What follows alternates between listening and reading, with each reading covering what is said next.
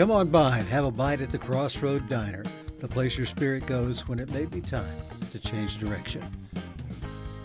Hey everybody, welcome to a new creative approach to CrossRoad Diner.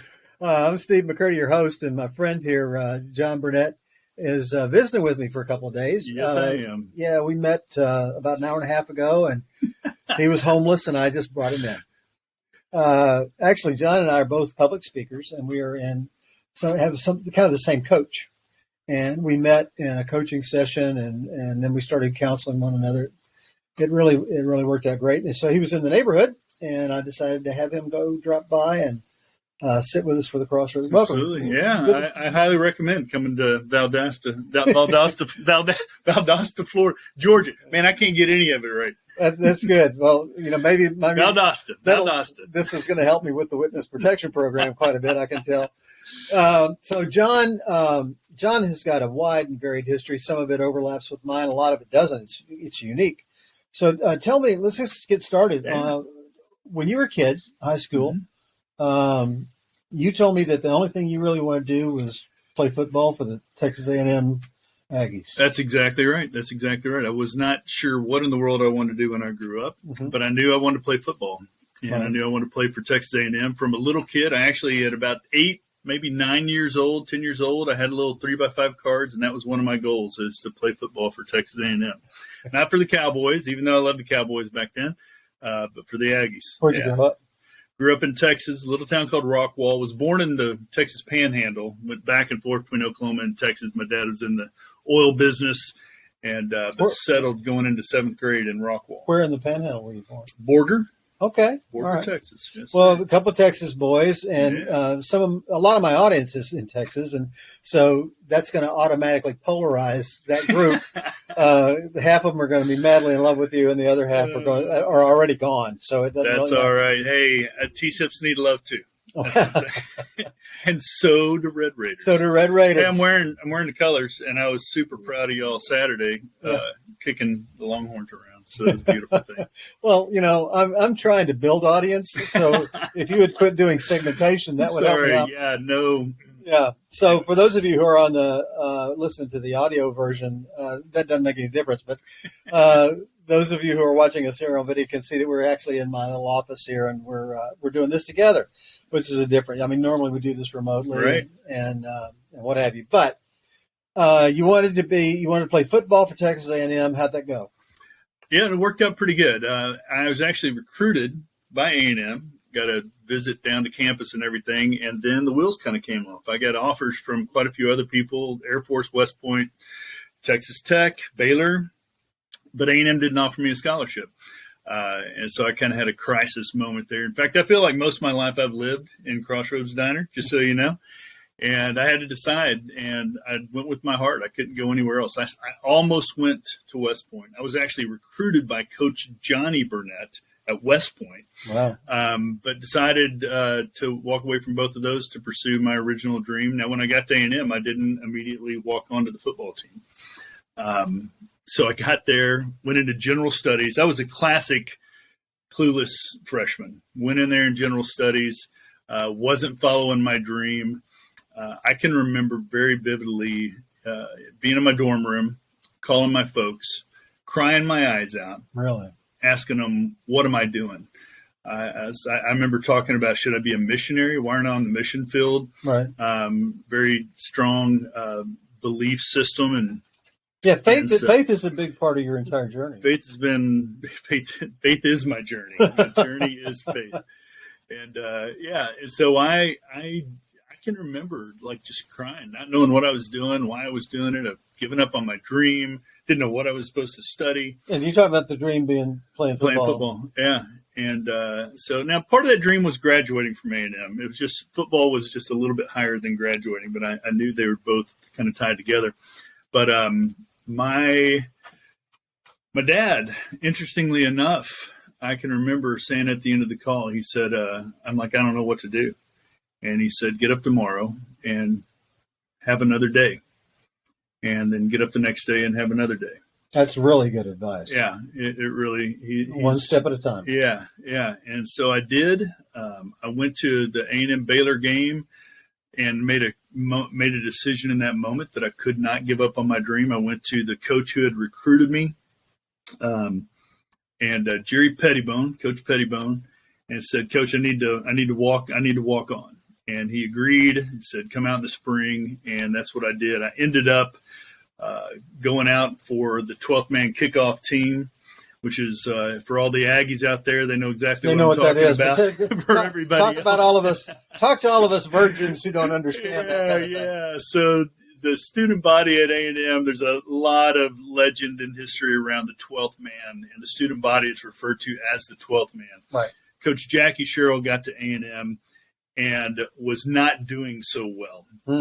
And he was working on the bonfire, which we used to have back then, and saw all these crazy Aggies out there working all hours of literally 24 hours a day, totally student-built bonfire, largest bonfire in the history of man, according to the Guinness Book of World Records. Oh, well, yeah. I went out, one of my proudest moments is I went into Forest and went out on what they called cut, where you got certified and trained and you went out and literally cut down trees for the bonfire.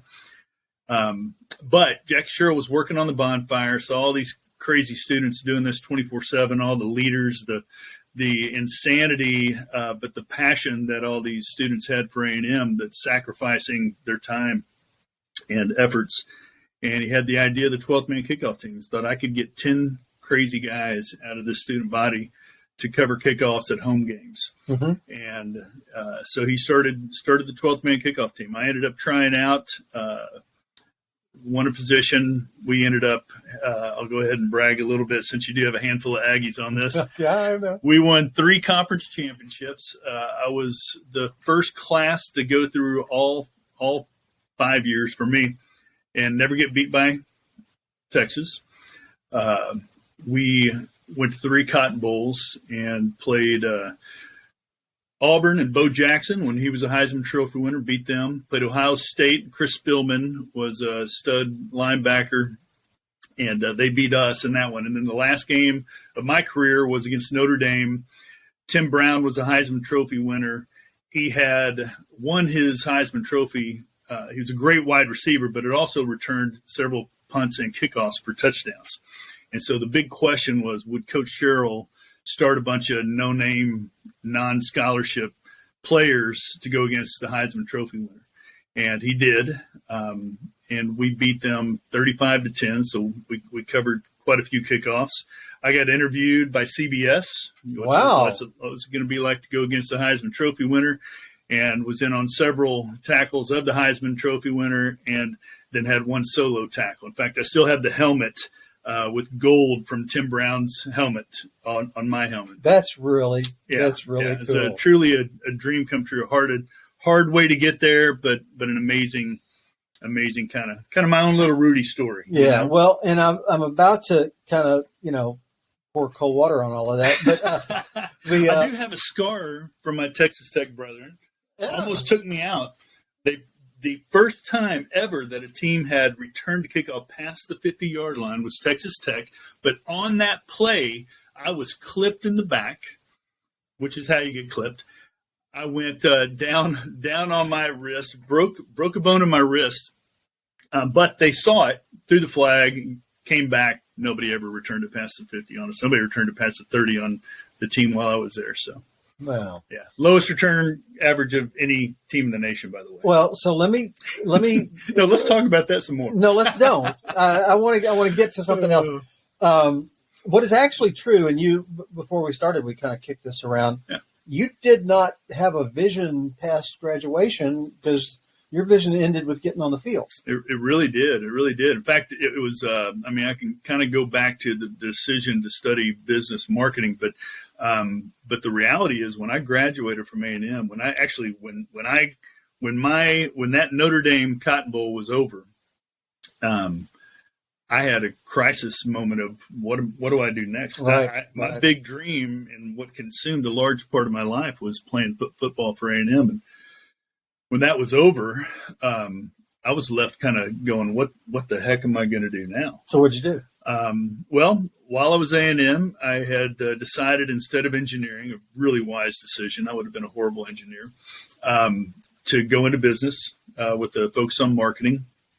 I was getting ready to graduate, was still uncertain of what job I wanted, even though I'd been offered a job by actually Neiman Marcus. I'd won my team had won a competition called the Neiman Marcus Retail Communications Competition. And the vice president at the time of Neiman Marcus in marketing offered me a job, but that was just not the right one for me. Okay. So what I ended up doing is had an opportunity to interview for a job to go into scholastic recruiting. So I was going to work for the university that I loved, that I dreamed about playing football for. I was going to help convince kids to come to A&M, talk to their parents, and go out and do college fairs and speak to high schools. And I'd been on the Speakers Bureau at Texas A&M, so I'd gone out and done a lot of speaking on behalf of the university already.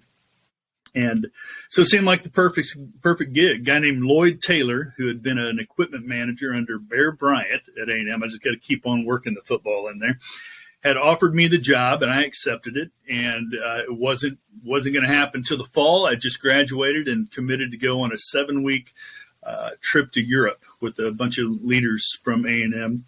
And when I got back from that amazing trip, that's for another podcast, I went by to talk to Mr. Taylor and find out when my start date was. And he informed me that the job that they had offered me was not available, that the person who I was going to be taking his position was going to law school but got rejected and never resigned. So I had to pivot and had another kind of visit to the CrossRoads Diner. And let's stop for just a second. I really appreciate you honoring the notion, but tell me about that moment. Tell me about this incredible surprise. I mean, you thought you spent 7 weeks in Europe, headed toward where you wanted to be. Yeah, I knew exactly what I was going to do. I did not have a care in the world. I didn't know what was going to happen. Aren't you glad you didn't know before you went? Yeah, I'll tell you, because I had picked out, there were several things I had done. I had taken a loan out against my car in order to afford the trip. Right. So finances were definitely going to come into play when I got back. But I was going to sell my car, so it didn't matter, because I'd already picked out a motorcycle, because the university was going to provide a car for me to drive anytime I needed it, to go do the scholastic recruiting. Right. And campus parking sucked, as I'm sure it still does on just about every university campus in the world. And so I had picked out a motorcycle I was going to get instead. So I was downgrading my vehicle expenses. You could park a motorcycle anywhere a lot easier. And all of that suddenly was thrown up in the air whenever the job was gone. And so what were the kind of questions that you were asking yourself at that point in your life when you came to this crossroad and you didn't have a job, you didn't have you didn't have another picture of where you wanted to go. No backup plan, no vision for where I was going other than this kind of very fuzzy, I'm going to do scholastic recruiting and some kid's parent is going to think I'm great and hire me to work for them. The great thing about the job was that it was connected to a passion. You loved that university and you wanted to be involved in that and increasing its success, the success of young people going there. Yeah. Now, you didn't have a replacement want, but you did have desperate need. Definitely. So, one of the things that I talk about the diner is that there are 4 waitresses in the CrossRoads Diner. Yeah. Faith, Hope, Grace, and Lucy. Yes. Now, Lucy's Lucifer, Lucy's temptation, Right. Lucy's also fearmonger, because Faith, Hope, and Grace don't have any fear. I don't. Yeah. But you had a bunch of fear. So Lucy came to your table. How did you get out of the CrossRoads Diner? Yeah. So the question was really, what do I do now? Because I had not signed a lease and I hadn't bought the motorcycle. So I still had wheels. I still had my car, but no job, no place to live, and had to make a very difficult decision to either try to find a place and hope that I could get a job at A&M eventually, or go back home and look for a job in Dallas, many more opportunities, a lot more larger city. And but kind of tail between the legs, move back in with the folks. And so I swallowed my pride, but not for long. I moved back in with the folks and immediately started working really, really hard, waiting on tables at night, landscaping during the day. I'd landscape my way through high school from about ninth grade on, all the way through college. And actually they ended up offering me a job to be a foreman and run a crew, but that was not why I went to A&M. That wasn't the vision. It wasn't. I maybe was a little fuzzy on what the vision was, but I knew that wasn't. You knew what it wasn't. Yeah. Yeah. And so, and a lot of times that's very powerful. Yeah, absolutely. If you have some idea what it's not, then that kind of narrows it down. Absolutely. And I truly did enjoy marketing, and I did not want to go into sales, but I was landscaping one day, and it was early September, and it's 100 and something degrees. And I got a phone call from my landscape boss's wife, who worked at a cable company. And she said, I know you said you don't want to go into sales, but we do have a sales position. I know the manager that's over that division, and I think you'd be great at it. And at that point, planting trees in 100 and something degree heat with a marketing degree, selling suddenly became a better option. Still wrestled with it. Still really didn't expect that I would even get hired doing it. But I did, and immediately fell in love. I was working with people. I was learning about a business at a much more grassroots level than what you learned in college, which is much more right. the book Theory. side of things. Yeah. And just loved it. Can we stop and kick that around? Sure. Yeah. So you didn't know exactly where you wanted to go, didn't know what you wanted to do, knew what you didn't want to do. Right. And you ended up in a job that you did not know existed. Correct. But that fit your personality and your interests. But you didn't go after that job. It came to you through another person. Yes. A person who cared about you and knew your skills. Yes. Yes. And who also know that you had some resistance there. Yes. And so desperation caused you to be open enough to go try it. And in that you found that it was actually on your path. Yeah, absolutely. Is that fair? That's very fair. And I'll tell you, one of the interesting things is one of the reasons I did not want to go into sales is the stigma, and I think it exists today, of the used car salesman, that I'm just going to try to get you to buy something from me, and that you don't necessarily want, but I'm going to talk you into. Right. And I went out there and realized that people had a legitimate need to market, advertise their business. I had a solution for that need. And again, in a very rudimentary way, we're talking local cable systems in small towns in and around the Dallas area. But you turned that into an advantage for them. Even though that was not national, one of those other things, it actually was exactly more what they needed. Yeah, they were able to be on ESPN and CNN and USA, all of the big channels in their little backyard of Waxahachie, Texas, right. or Garland, Texas. Right. And so for Plano them, and Allen and all those places. Yeah. And we're back when you didn't buy a spot in Sports Center. You bought a spot either every hour or every half hour, or if you spent a lot of money, every quarter hour, or if you didn't spend very much, every couple of hours. So it was all on a rotation. So we couldn't even tell them where it was. That was run schedule, and you didn't know when it was going to be on. You didn't know, but we could show them after the fact, right? And the good news is every once in a while they'd pop up in there, and it was so new. We had a lot of open air time, so we could run it. We made sure we took care of clients, and for me, again, I kind of saw that I could tell people what they were going to get. I could prove that they got it, and while I couldn't tell them how many people were watching, when I went and talked to them, they would tell me about all their friends that saw their ads on TV. So in a very, very rustic kind of way, I saw advertising work, and I saw businesses grow as a direct result. I was helping people. So I love that. So here's I'm gonna take this back into the diner. Mm-hmm. Grace stepped up, and Hope, and they connected you with somebody that you didn't know was going to get you where you wanted to go.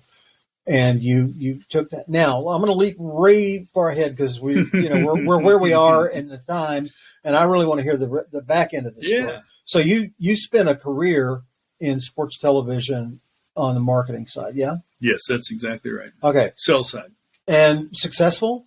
I like to think so. Yeah. They kept me employed, so I went from that local cable position to a little bit larger Dallas-Fort Worth area positions in advertising sales, to a regional sports network you might remember called Home Sports Entertainment. Yep. Back in the day.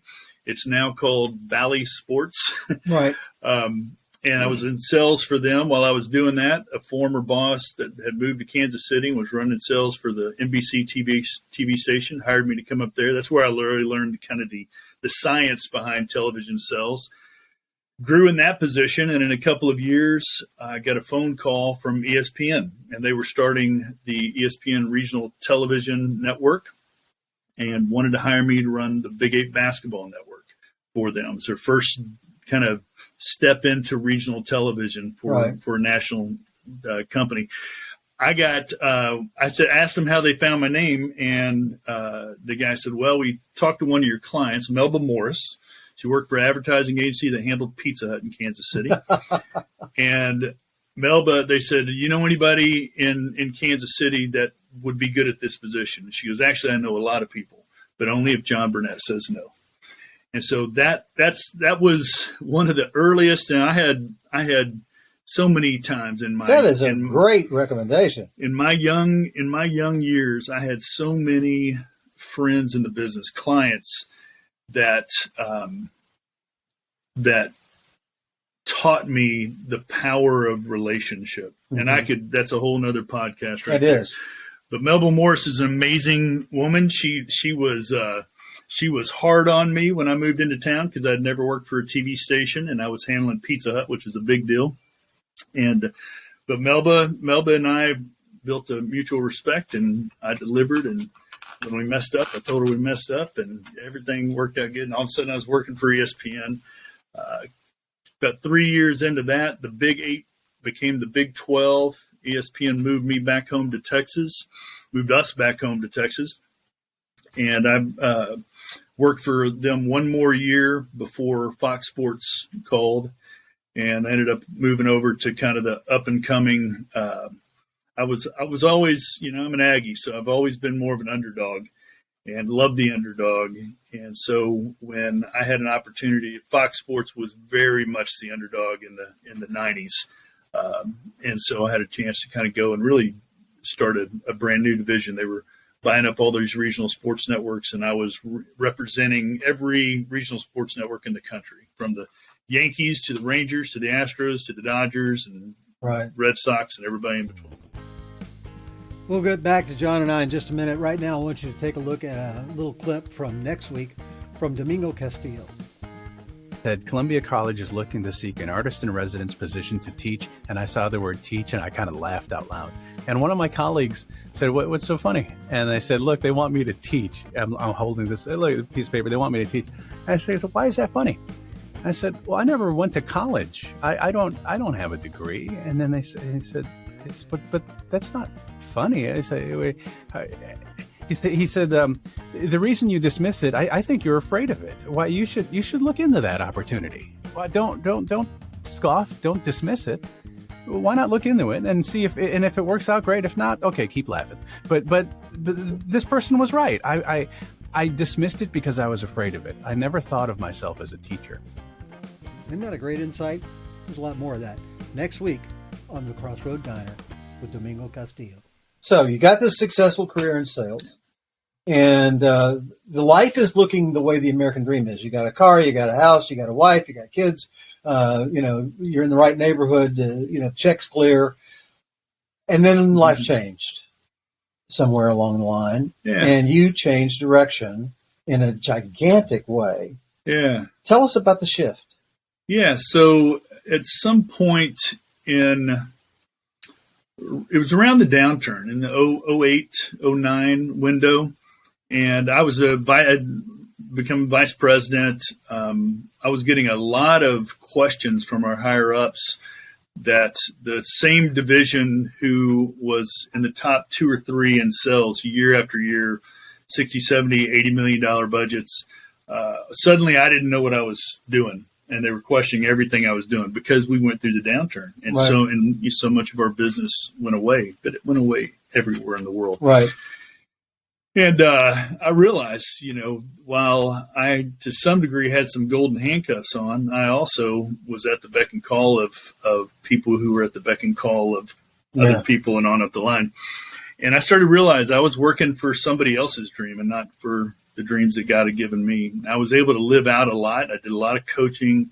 I became a missionary. We ran mission trips for 14 years.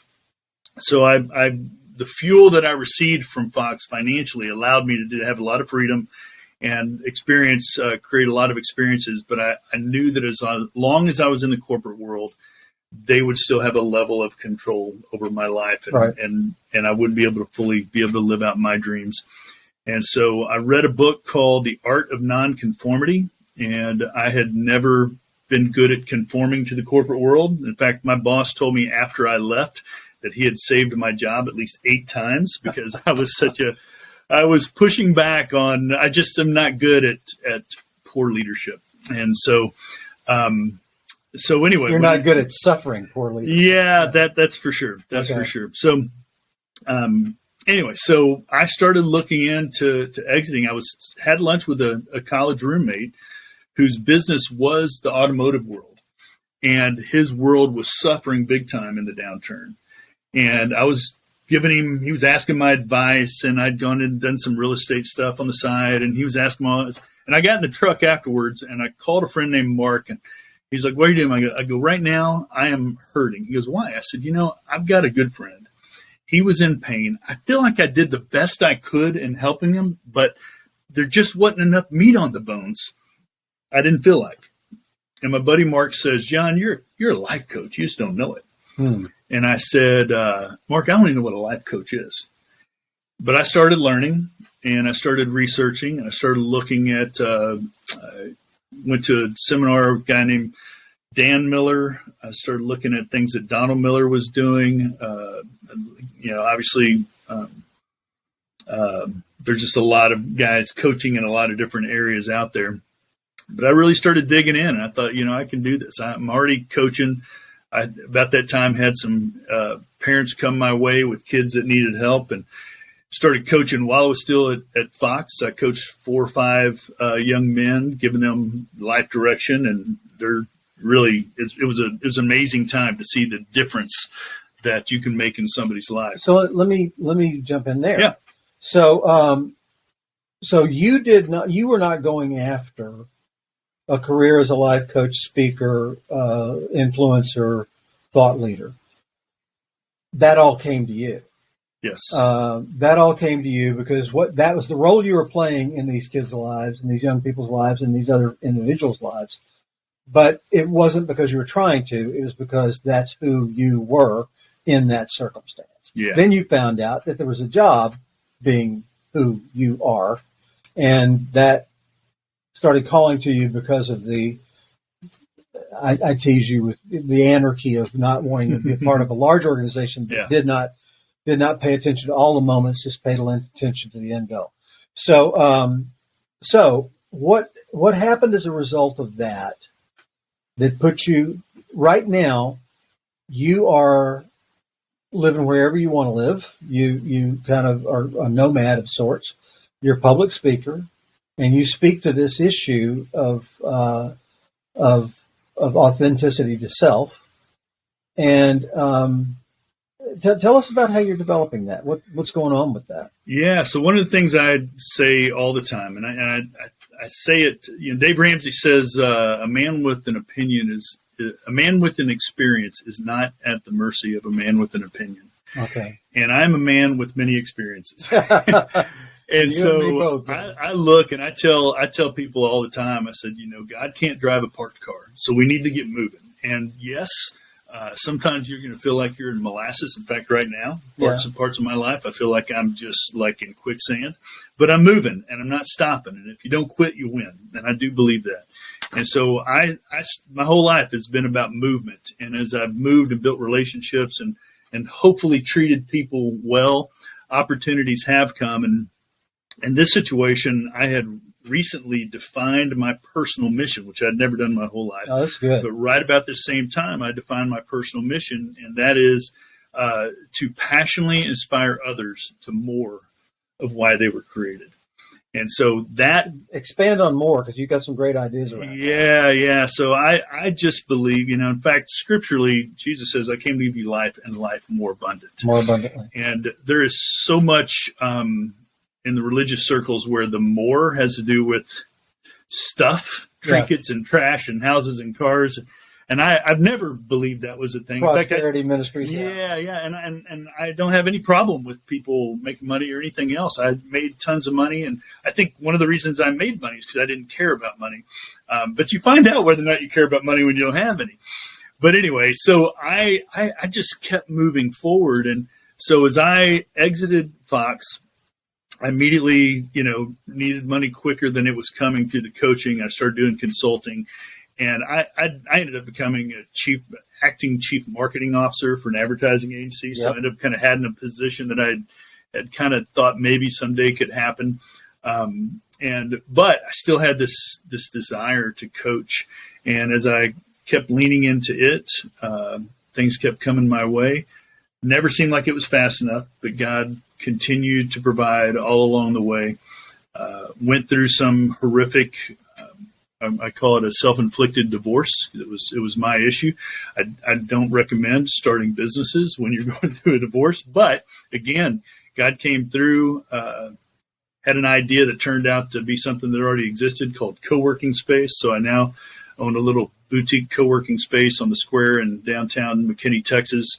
Got into real estate. So I have a little bit of revenue coming in through a commercial real estate, which, but your again, focus just stepped into it. Yeah, your focus though from moving is on exploring this equipping of people. Yeah, and I think that's very powerful. We're sort of past time, but I want two ideas to get out before we wrap up today, because this is good stuff, and we do need to do it again. Sure. First, if you're willing to talk about the acronym more and what you've done with that. And then secondly, how people can get in touch with you if they want you to come speak to the organization or their church. Yeah, definitely. So the idea of more is definitely kind of in my DNA. I can't speak, no matter what I speak on, I talk about the fact that you are here for a purpose. And so the M and more is mission. And it's what I call your purpose, your calling. I call it your mission. It's the reason you exist. It's the thing that's in you, that is always in you. I don't believe it changes through life. And you may not be aware of it. And most people aren't. And it's okay. Some people have great success and follow their mission, even though they never define because it. It's their authenticity. It's who they are. Yes. And it's who they can't not be. Yeah. But there's so many people that have no clue. They may be able to identify some of that stuff, but they don't get how it impacts their overall life. And so they feel very empty. So mission is the first thing. Opportunities is the next thing. And the idea that when you are living in your more, you have very targeted opportunities. So you've talked about the different things that happened to me in my life that kind of came my way, and it's because I was living on mission. And as you do that, the right opportunities are going to come. You still have to identify, be intentional about what you're going to do. Right. I didn't say yes to everything. I didn't go to work for Neiman Marcus, which would have been a really interesting John Burnett today. But anyway, so the opportunities that come your way, the mission really gives you a filter, right? Can I live on mission if I'm doing this opportunity? Right. The next thing really, and this is kind of my strongest thing, is relationships. Yeah. To have strategic relationships, which sounds maybe a little more intentional. But I'll tell you what it is it is intentional. It is when you have relationships.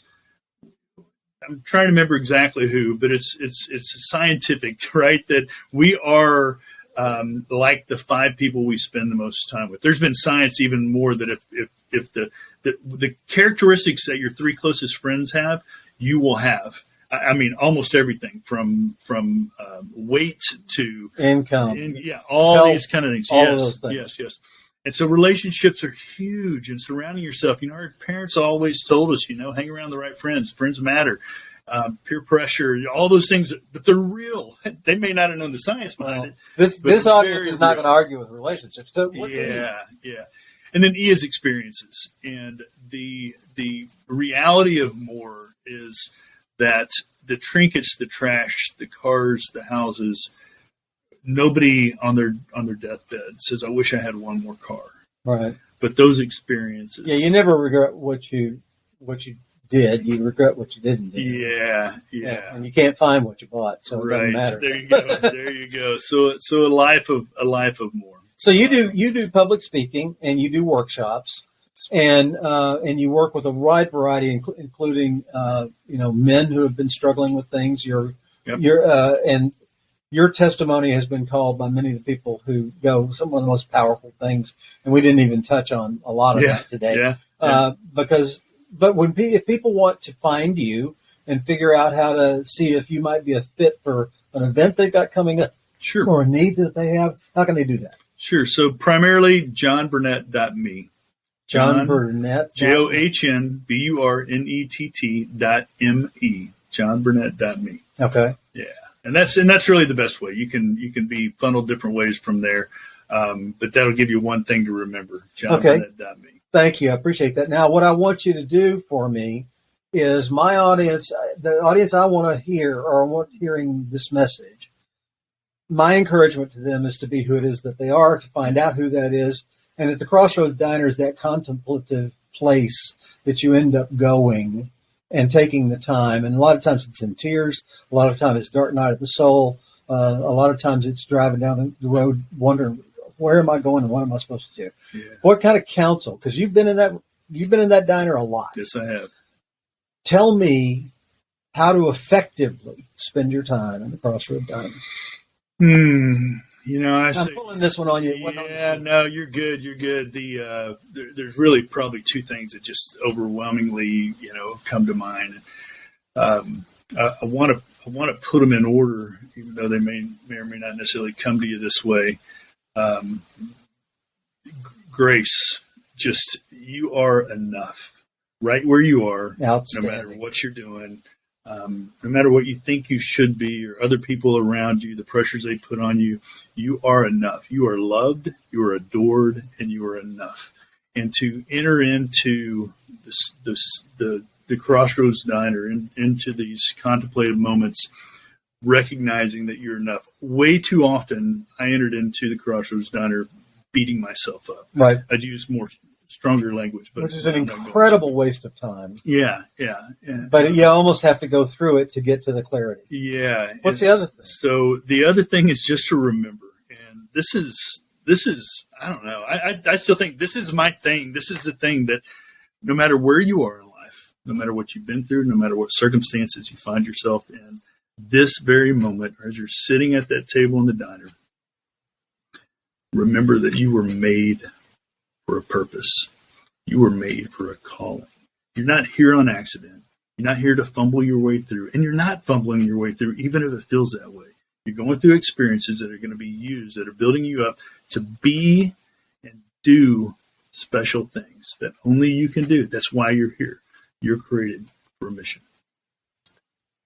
John, thank you so much for being with me in the diner today. Absolutely. I appreciate it, man. It's good, man. This is good stuff. Yeah. So, the CrossRoads Diner is a place where you can kind of find out a little bit about yourself, find out that as much of a foul up as you might think you are, you can't touch John and I. No, you can't. We are. Me for sure. Yeah, we've got it kind of mastered. Be with us next time on the CrossRoads Diner. Mark this as whatever system you're using. Subscribe, give it a like, do something so that you can find us again. And that'll be good for us, too. Thank you, Steve McCurdy, for the CrossRoads Diner, and for John Burnett. We will see you next time. Come on by and have a bite at the CrossRoad Diner, the place your spirit goes when it might be time to change direction. Listen, if you've gotten anything out of this podcast, find an episode that you really like and share the link with a young person who might be graduating high school, entering or leaving college, someone who's looking at the next step in their life. It might be the encouragement that they need. We'll see you next week right here in the CrossRoad Diner.